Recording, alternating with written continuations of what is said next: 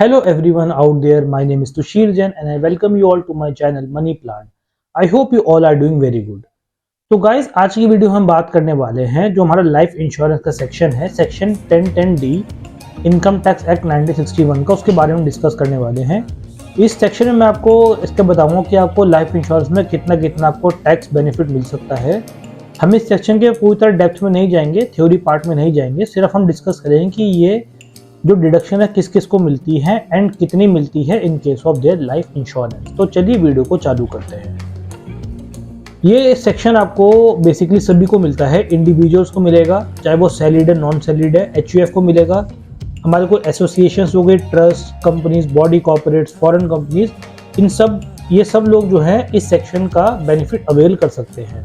ठीक है, एग्जेम्पशन आपको इसमें हर एक प्रकार की लाइफ इंश्योरेंस पॉलिसी पे मिलेगा जो आपको उसका लमसम अमाउंट मैच्योरिटी पे मिलता है, फिर मैच्योरिटी से पहले मिलता है। ठीक है, इसमें आपका पूरा अमाउंट हम एग्जेम्प्ट करके चलेंगे। इसमें ऐसे नहीं कोई पार्ट, जैसे कोई लिमिट है कि आपको सिर्फ इतना ही पार्ट का एग्जेम्प्ट मिलेगा, नहीं, जितना आपको लाइफ इंश्योरेंस का पैसा मिलेगा ऑन बिफोर द मैच्योरिटी और आफ्टर द मैच्योरिटी, वो सारा आपको एग्जेम्प्ट करके चलेंगे इसके अंदर हम।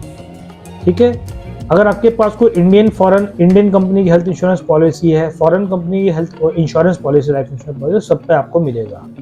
ठीक है, बट ये आपको कीमैन इंश्योरेंस पे नहीं मिलेगा, चाहे कीमैन इंश्योरेंस की डेथ भी हो जाती है। तो कीमैन इंश्योरेंस पॉलिसी क्या होती है, जैसे एक कोई बड़ी कंपनी है, उसमें कोई एक एम्प्लॉय है जो काफ़ी ज़्यादा प्रोडक्टिव है कंपनी के लिए, जो आपका एम्प्लॉयर है ना, उस एम्प्लॉय के नाम पे अगर इंश्योरेंस लेता है तो उसको हम बोलते हैं कीमैन इंश्योरेंस पॉलिसी। उस केस में प्रीमियम भी आपका एम्प्लॉयर ही पे करता है एम्प्लॉय के बिहाफ पर। अगर एम्प्लॉय की डेथ हो जाती है तो उस केस में जो पैसा है वो एम्प्लॉयर को ही मिलता है, एम्प्लॉय को नहीं मिलता। इसमें एम्प्लॉय का बेनिफिट कुछ भी नहीं है, तो उस चीज़ का बेनिफिट या एग्जेम्पशन आपको यहाँ पे देखने को नहीं मिलेगा। अब बात करते हैं इसमें हम छोटी मोटी डिडक्शंस के बारे में। अगर आपकी कोई भी लाइफ इंश्योरेंस पॉलिसी है वो आपको 1 अप्रैल 2003 के बाद इश्यू हुई है, बट अप टू 31 मार्च 2012, तो उसमें आपका जो टोटल प्रीमियम पेड होगा इन अ पर्टिकुलर ईयर वो आपका 20% सम एश्योर्ड से एक्सीड नहीं करना चाहिए, अदरवाइज आपको एग्जेम्पशन नहीं मिलेगी। जो भी आपका कैपिटल गेन बन रहा होगा या जो भी आपका टैक्स रेट बन रहा होगा वो आपको उस पर देना पड़ेगा। अब इस चीज़ को अमेंड करके आगे और लाया गया कि अगर आपकी पॉलिसी आफ्टर 1 अप्रैल 2012 के बाद अगर इशू हुई है टिल डेट तक, तो उसमें आपको जो premium paid in a particular year है वो उसके सम एश्योर्ड का 10% से एक्सीड नहीं करना चाहिए, अदरवाइज आपको एग्जेम्पशन नहीं मिलेगी। ये काफ़ी ज़्यादा एक नेगेटिव पॉइंट था इंश्योरेंस कंपनी के पॉइंट से एंड जो पर्सन इंश्योरेंस लेते हैं उनके पॉइंट से भी, with respect to their tax claim, जो टैक्स वो क्लेम करते हैं। बट अगर आपने पॉलिसी 1 अप्रैल 2013 के बाद इशू करवाई है in respect of disability or severe disability as mentioned under section 80U and disease or ailment under section 80DDB, तो उसमें आपको 10% की जगह अप टू 15% प्रीमियम आप पे कर सकते हैं ऑफ द सम एश्योर्ड, उस केस में डिडक्शन ले सकते हैं। सेक्शन 80U और 80DDB को मैं अपनी नेक्स्ट वीडियो में एक्सप्लेन करूंगा, तो उसके लिए भी आप स्टे ट्यून्ड रहिएगा मेरे चैनल के साथ। ठीक है, policy received on account of death in any case is totally exempt from tax except for keyman insurance policy. जैसे मैंने बताया आपको कि डेथ के समय जो पैसा मिलता है वो पूरा एग्जेम्प्ट होता है आपका, उसमें कोई ये लिमिट्स मतलब एप्लीकेबल नहीं होती है। डेथ के केस में जो होता है वो पूरा एग्जेम्प्ट ही मान जाएगा, चाहे कोई भी केस हो आपका। ठीक है, अगर आपका प्रीमियम भी एक्सीड कर रहा है फॉर एग्जाम्पल, तो उस केस में भी आपको डिडक्शन मिल जाएगा इन केस ऑफ डेथ। ठीक है ना, पूरा।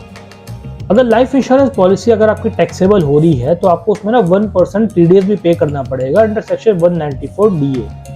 बट अगर आपको टीडीएस नहीं देना पड़ेगा, कि अगर आपका जो टैक्सेबल अमाउंट है वो 1 लाख रुपये से कम है, अगर आपका टैक्सेबल अमाउंट 1 लाख रुपये से ज़्यादा है तो उसमें आपको 1% का टीडीएस देना पड़ेगा। अगर आपका टैक्सेबल अमाउंट 1 लाख से कम है in case of life insurance policy, तो उसमें आपको टीडीएस नहीं देना पड़ेगा।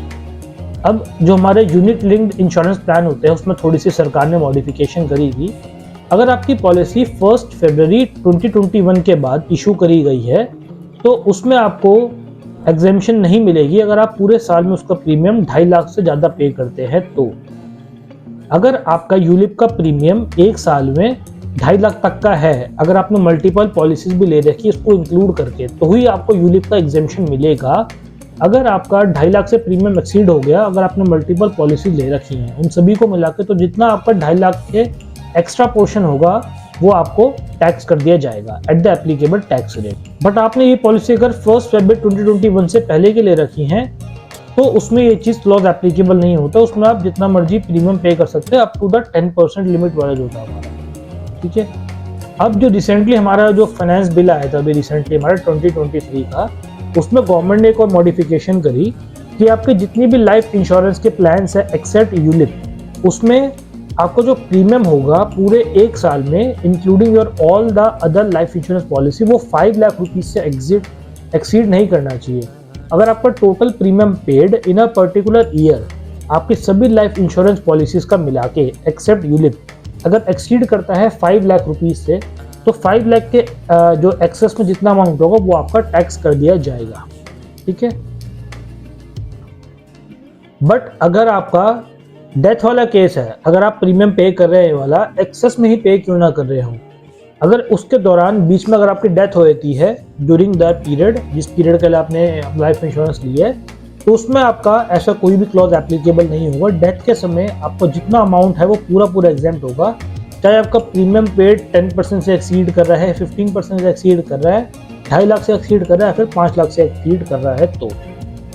तो सर यही था आपका section 1010D of income tax act 1961 which is related to life insurance policies.